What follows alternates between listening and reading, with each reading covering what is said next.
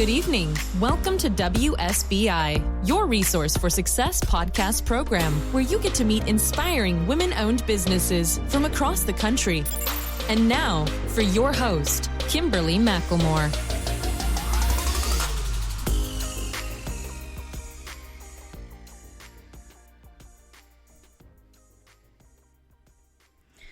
All right, good evening and welcome to WSBI, your Resource for Success podcast program, where you get to meet inspiring entrepreneurs and women-owned businesses from across the country. I am your host, Kimberly McLemore, and welcome to another night of sharing. With us, we have Victoria Lioznyansky, founder of Brilliant Speakers Academy. Victoria teaches introverted entrepreneurs and business professionals how to overcome their fear of public speaking and become confident, compelling, captivating speakers. After moving to the U.S. 2 decades ago with limited English, Victoria overcame her crippling fear of public speaking to build several businesses, teach in a variety of industries, and speak in front of small and large audiences. She has appeared on Fox News and have been featured in numerous publications, including CBS Houston and BizWest Media. So without further ado, please help me welcome to my platform, Miss Victoria Lioznyansky. Hello, Victoria. How are you? Hi, Kimberly. I'm good. Thank you for having me. It's definitely a pleasure and an honor to be talking to you today. Well, thank you. And I know I butchered that last time for those who don't know, and most people realize I'm the crazy one here. So before every show, I always talk to my guests, and we have been having a heck of a good conversation, and we probably should have saved it, but we're going to revamp everything that we talked about before we got on the air. And Victoria, I know I butchered your name again, but please forgive me. I knew I would, because I'm like, okay, I got to get this right in my mind, but it's not going to work. But I think it's easier to win an Olympic medal to say my name correctly, so don't worry about it. Well, anyway, again, welcome to the show. I'm excited to hear your story. And Victoria, why don't you tell the listeners a little bit about who you are and where you're from originally before we start to dive into all the other juicy stuff about your business and so forth. Well, I am originally from the former Soviet Union, from Russia, and I came to the U.S. when I was 22 years old, and I'm going to totally date myself, but I've lived here most of my life. Okay. Don't worry, you still look good, girl. It's okay. You look good. But it's interesting because my background has nothing to do with the businesses that I own right now. My background is in software engineering. I used to be a software engineer. I used to be a business analyst and managed other software developers. So I was in IT for quite some time. And my very first business was actually a web development company. It was a very, very small business years back. And then over the years, I've built a few more businesses and I've done some corporate, and it just happened pretty much by accident that me who used to be absolutely terrified of speaking in public now teaches other people how to overcome their fear of public speaking. So this was not something that I grew up, as a little girl going like, one day I'm going to be a public speaking coach. Right. Very far from it. I was grown up thinking, I don't want to see that microphone ever again, right. Because I had an experience where I ran off stage in tears, and I was like, I'm never, ever again going back in front of an audience.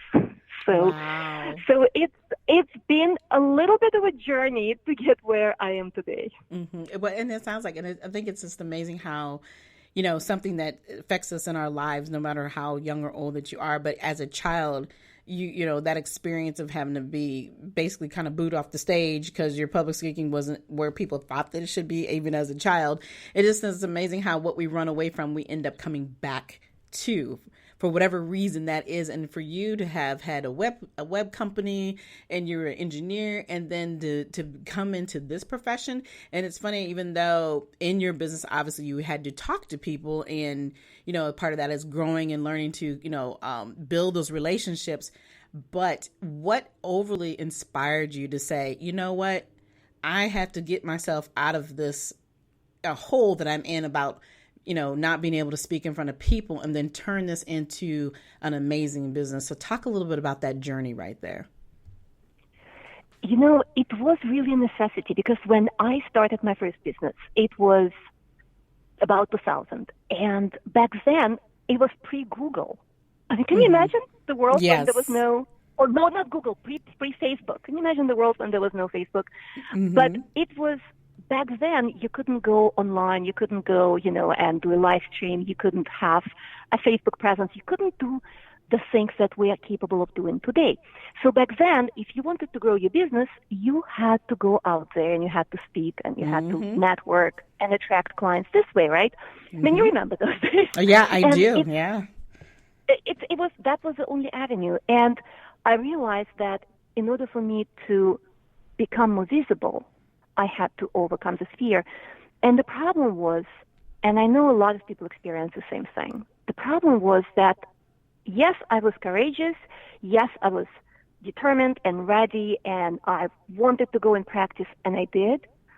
But no matter how much I practiced, I wasn't getting better. There were so many things holding me back that every time I would step in front of an audience, all I would see would be an enemy, in a way. Somebody who is there to judge me, somebody who is there to critique me, somebody who is there to say, who are you to be doing this, right? We all feel it, we all experience it, no matter how great we are at what we do. It's that dreadful imposter syndrome, right?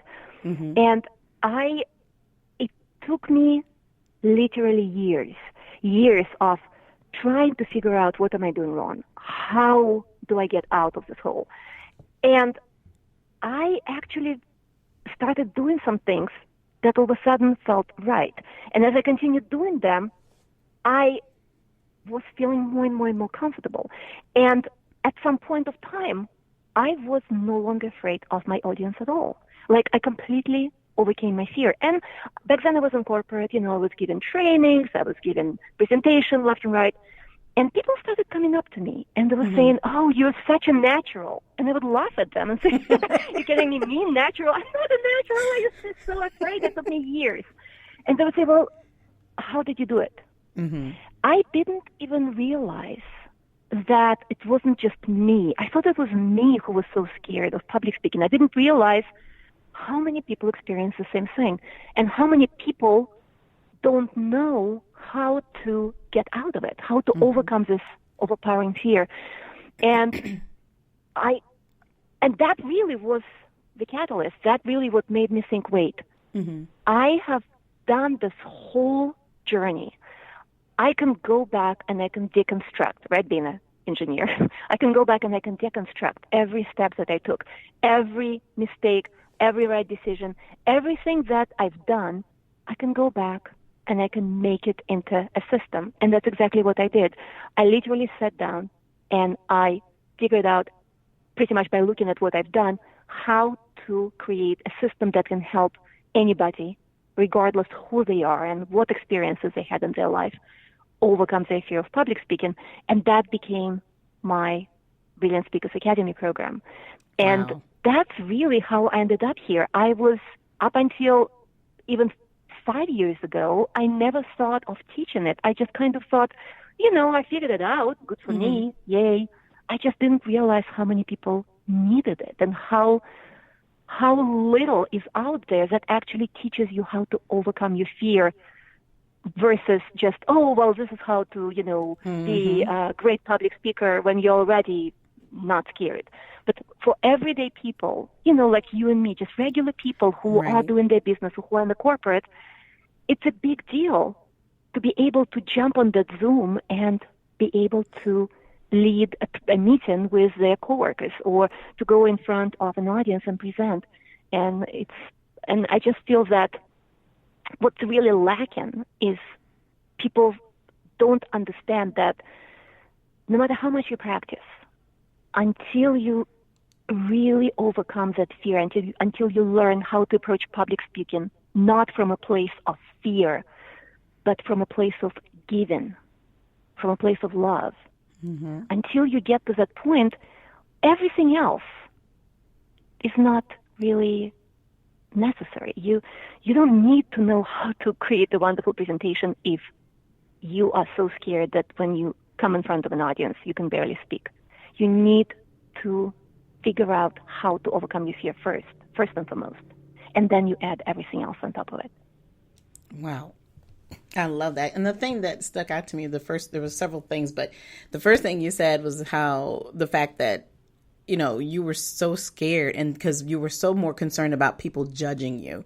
And that's because we live in a world of judgment, right? Everything has to be perfect. Everybody has to follow this process. And if that process isn't the way it's supposed to be done, then, oh my gosh, you're doing a terrible speech.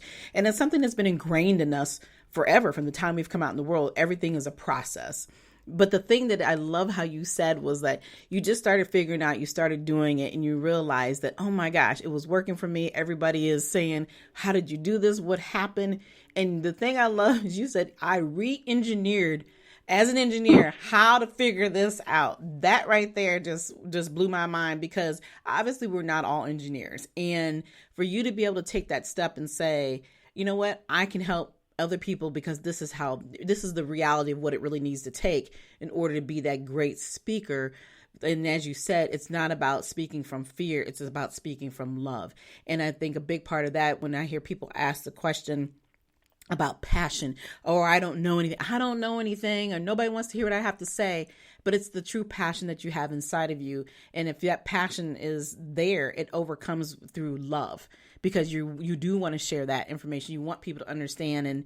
And I, we talked a little earlier about the fact that I was an author, and one thing I've learned, and when I do courses and I'm training people how to self-publish their books, the first thing I hear is, well, what am I going to write? Who's going to really hear what I have to say? It's about your journey. It's about sharing that legacy of love in a different way. Whether you're standing up and publicly speaking it, you are still speaking the truth. So, when you realize, I guess, that full passion, that's what makes it easier. But talk about the steps, and just a couple of the steps in the process that you provide in your course, especially when you're talking about how do you walk away from that fear? How do you get that out of you? Yeah, and the first thing, and it's so interesting that you touched on it already, that passion. The first thing you need to do is you need to learn how to shift the focus away from you to your audience. So let's take that example that you just gave. You writing a book. Mm-hmm. Yes, you wanted to share your journey, but there was more than that. What you really wanted to do, and I know for a fact, even though we've never met, I know for a fact what you really wanted to do was to help somebody else who is in the same situation, mm-hmm. who's struggling, who's suffering, and you were able to overcome that struggle. And all you wanted to do was for somebody else out there to read your book and be able to help themselves walk out of the situation that they found themselves in, or overcome the struggles that they've been having. It's really not about us. And that's why a lot of people, like your students would say, well, I don't know what to write. Well, mm-hmm. You don't figure out what to write. You don't figure out what to say on stage by looking at your experiences and going like, well, I wonder what's so interesting in my life. No, that's a wrong place to start. The right place to start is, who can I help? Mm-hmm. Is there somebody out there that I can give something so valuable that their life may change forever? And when you have this attitude of a giver, things start shifting for you. So if we're going back to public speaking, so let's say it's today's environment and everybody is still isolating in some way or another, and people are doing a lot more live streams than live events, right? So let's say you're doing a live stream, and let's say you are a coach and you would like to do a live stream. You don't sit down in front of the camera thinking that, what am I going to teach today that's interesting in my life? Right. You are sitting down, and if you start there, okay, maybe that's a starting point, but that's not going to help you.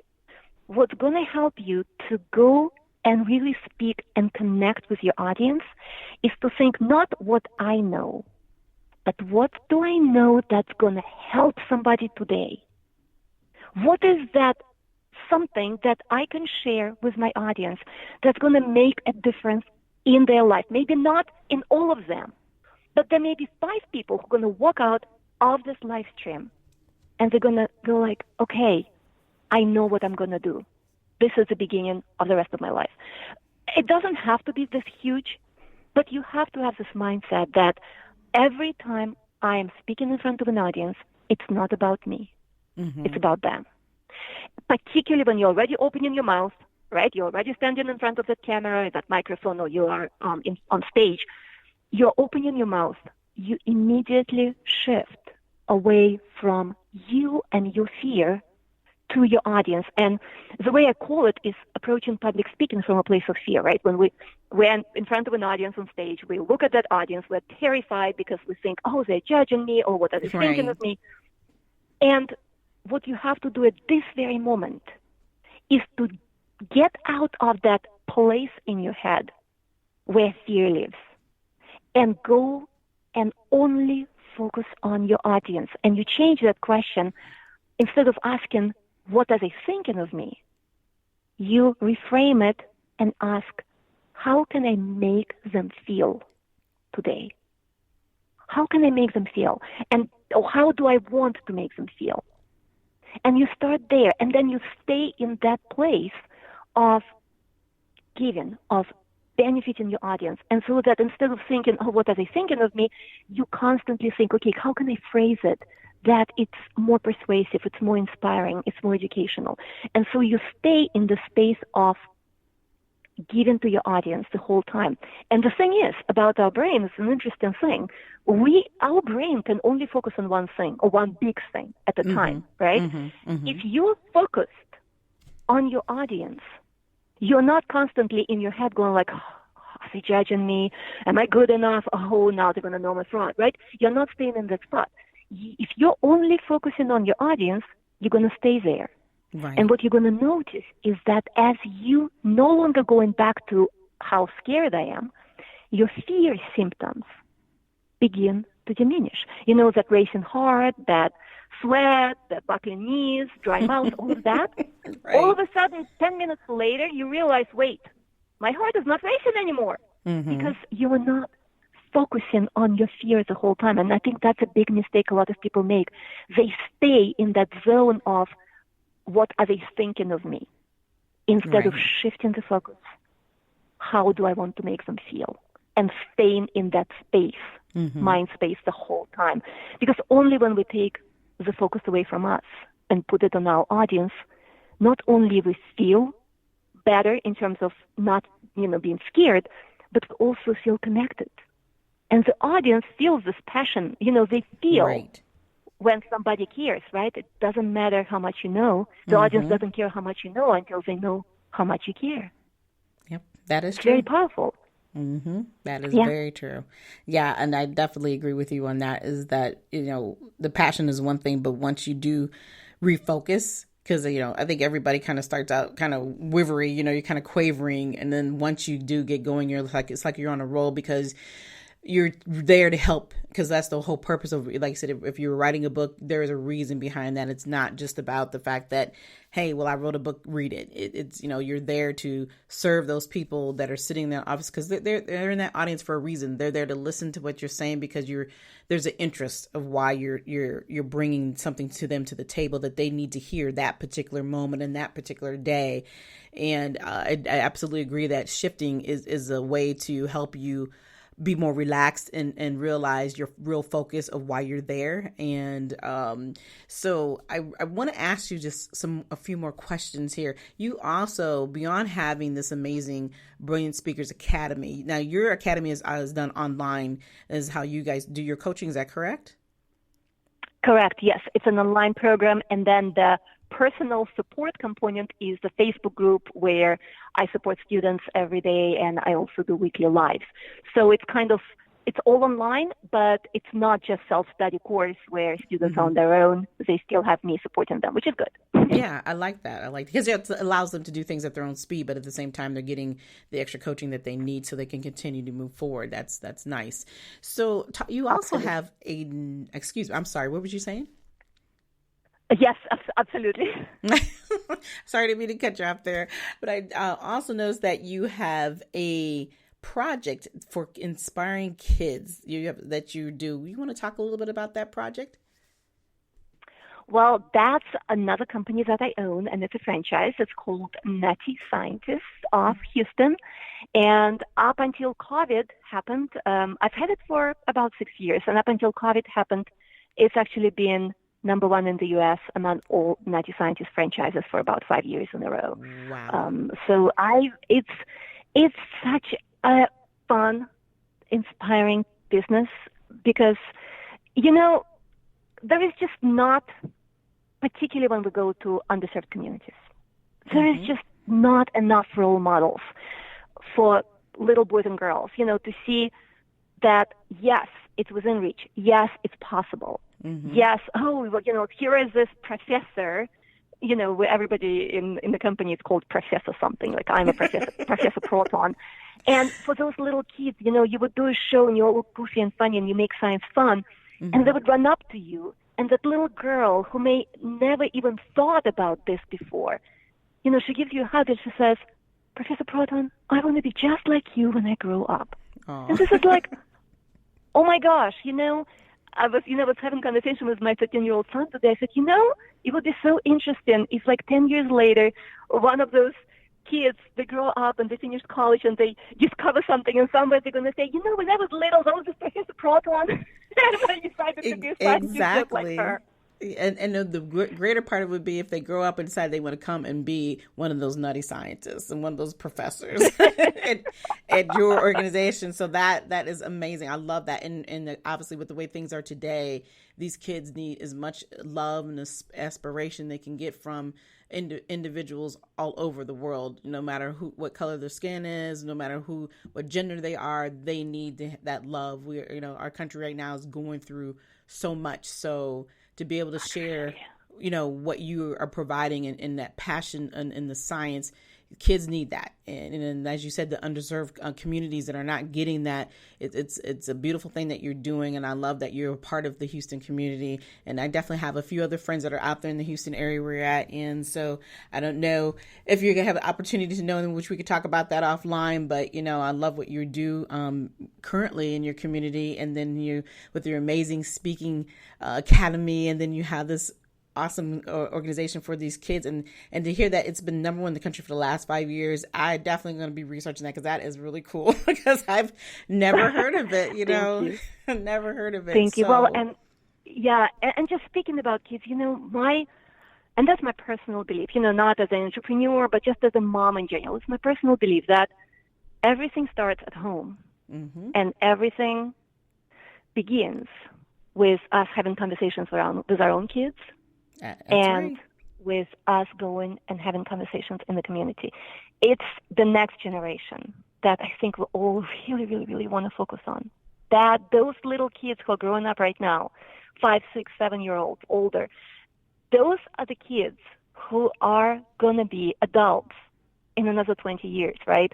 And they're going to be shaping the country. They're the future. And so I really feel that putting more programs in place that address the needs of those kids so that they're off the street, so that they are doing after-school programs and, not just jumping and stuff, but something really smart, but maybe in a fun way where they're seeing opportunities that they may never thought about before. And it all starts with kids. And so all of this, and it's been happening for the last few years. I know in Houston there are more and more programs for the kids focused on these very things. But then again, speaking about the situation in the country right now, again, it all starts at home. You as a parent have responsibility to have conversations with your own kids ever since they were very little, so that they are growing up better adults than a lot of the adults we see right now. Yeah, and you're absolutely right. It definitely starts from home, but the thing is, the key is, like you said, is having the conversation and communicating within your home so that these kids understand as they grow and they're outside of your environment that they do know how to handle the circumstances and the situations in front of them, and that they do know how to communicate openly with each other without fear. So there's all these great things, as parents that we take on, and some are more responsible, as you said, than others to some degree. But at the end of the day, it's still a conversation that we have still had to have and continue to have in many unfortunate ways. Being as a Black parent, having a son who is Black, it's a main conversation. He is a full adult, and we still have these same conversations every day of what we need to do in our communities and how we need to be addressed and how we definitely want to be open and realize, though, that we have just as many rights and we're still human beings. But it definitely, as a child, it is something that, our children, unfortunately, are seeing that they should not have to grow into. But we do know that those children, as they're even the ones who are leading today, are the ones who are going to definitely make the changes that they're going to make for the future of themselves and for their kids and so forth and so on. But it does start with us, and we definitely appreciate you because you are starting something and providing something in your community that is definitely needed, and it inspires other people to get up and do other things for themselves as well.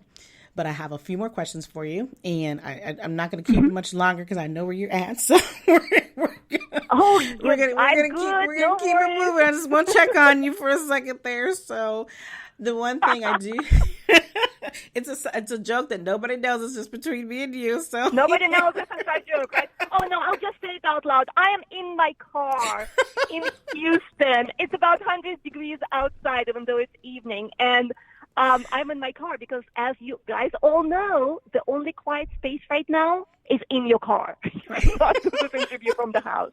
And so I'm in my car, sweating buckets. But you know what? I'm good. I haven't had a heat stroke yet, so we're all good. We're going to continue for as long as you want to. But still, I don't want to keep you much longer. But I have a question I ask all my guests when they come on the show, is that if you had somebody that was to come up and ask you today, what do I do in order to be in business? And being that you're in the field of speaking and then, of course, in science, what advice would you just give, though? It doesn't matter what field they want to be, but what advice would you provide to that individual who says, hey, I need help, or I just need to understand how can I start my business? And this is a great question because my kids are actually asking me this question right now. What can we do to start our business? And so I've been thinking about that. I think the most important part of it is mindset, truly, because there are so many different business ideas. Anybody can start a business at this point, Now, the question is, are you going to start a successful business? It's not starting a business. It's actually making it successful. And that's mindset. And I think what's really, really important is to realize that there is no overnight success. If you're truly believing in yourself, if you truly feel like I'm an entrepreneur, I want to do this, you have to realize that it will be small steps. It's not going to be leaps, most likely. It's going to be small steps, and they're going to be steps back and steps all around.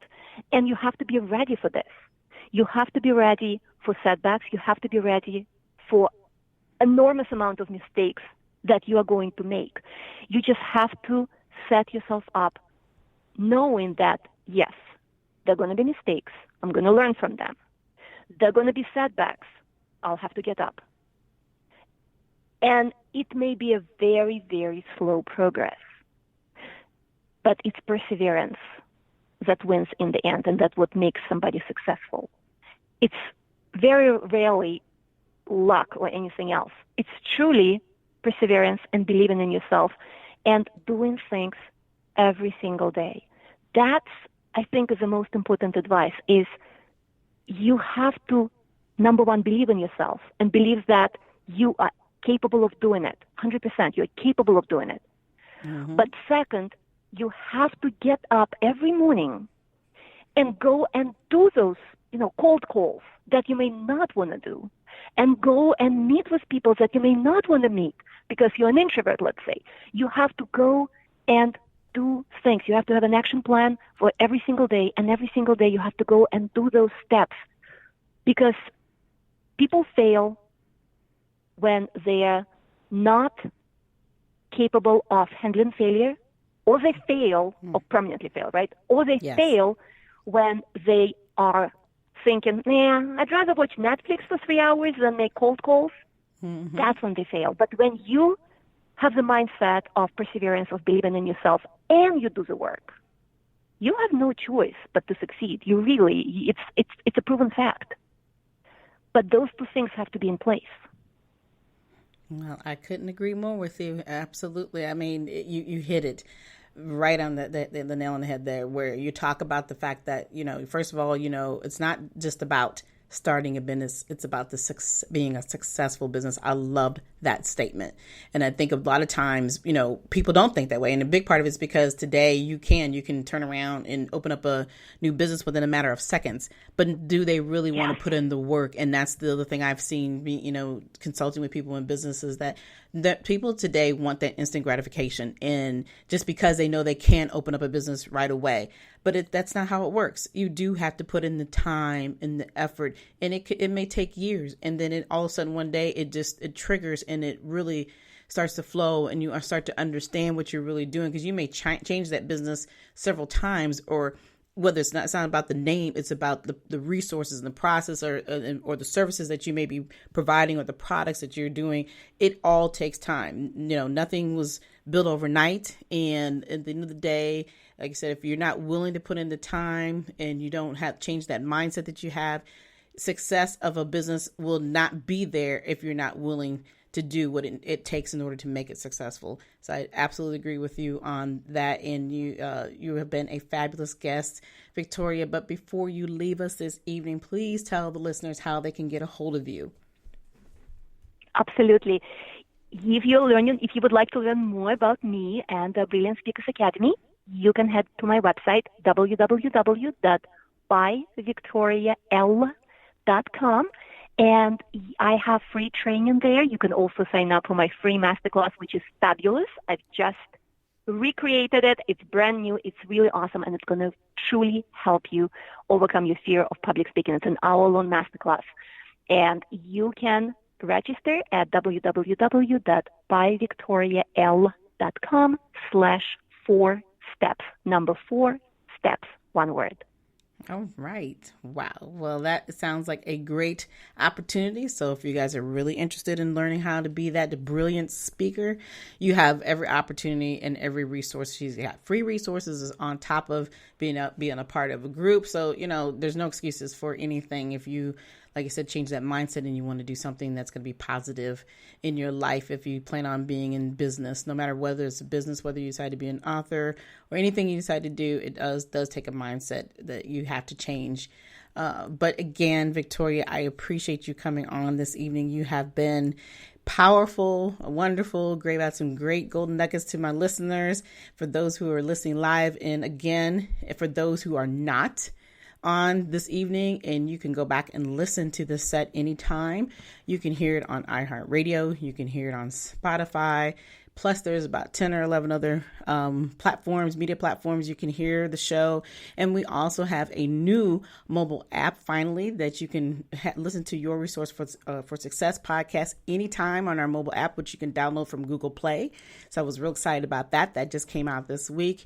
And as well, I would be remiss if I don't talk a few minutes about what we have going on in the country. I did talk about it a little bit through our interview, but I do want to say my condolences to George Floyd's family. The things that we are going through and seeing in our country is nothing new for most of us who are minorities in this country. But at the same token, it's something that we know change has got to happen.